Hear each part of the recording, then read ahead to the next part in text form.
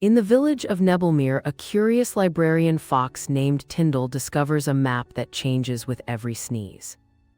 The map opens a doorway to the whimsy orchard where giggling goblins, talking apples, and a sleepy dragon toast courage. Tyndall teams with a shy sprite and a bardic tortoise to solve a riddle about sharing smiles to keep stars bright.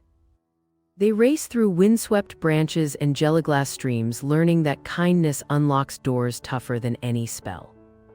Returning home, Nebblemere glows a little warmer as both children and grown-ups remember that wonder thrives when we listen.